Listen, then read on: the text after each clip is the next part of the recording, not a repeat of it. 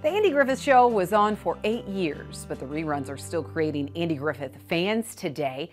The fictional show created fame for one small town, and we're road tripping to Mayberry and American countryside this week for a slice of Americana. Mike Cochran lives in a town that is often known by a different name. The connection is, Andy's born and raised here, and so you get a lot of Mayberry fans come looking for Mayberry.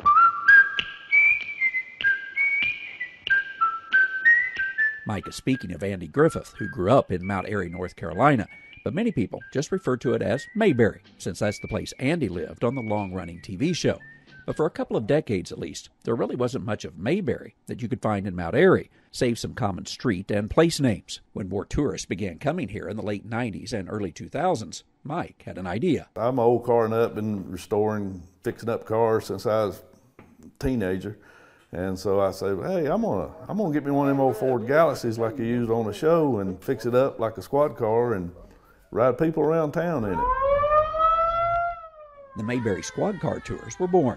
Mike has restored several old Ford Galaxies now, making them appear just like the one Andy and Barney used to patrol Mayberry. We started at Wally's filling station here. That's our home office, and we leave here and we go out to our granite quarry. It's about a mile out of town. Mount Airy is known as the Granite City.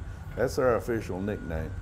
And Mike and his drivers are known to let the siren wail as they make the run through Mount Airy streets. A tour that takes you past places like the Snappy Lunch and other iconic stores from the show. You go by Andy's old school, where he first began to sing and perform, a place that today brings many visitors to snap a picture with Andy and Opie.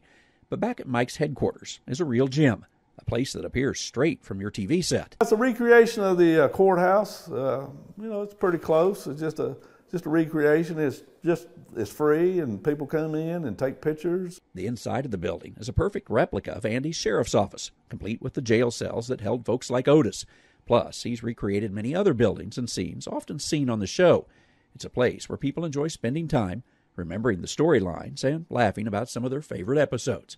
Although it's been decades since the show was produced, the people just keep coming.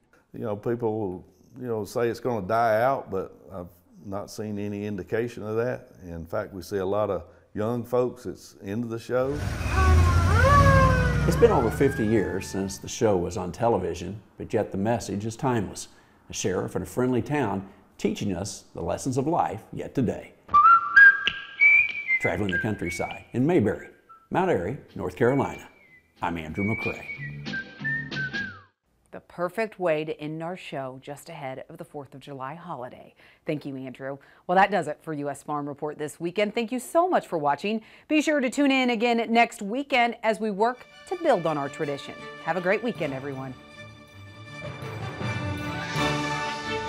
U.S. Farm Report is produced and distributed by Farm Journal Broadcast.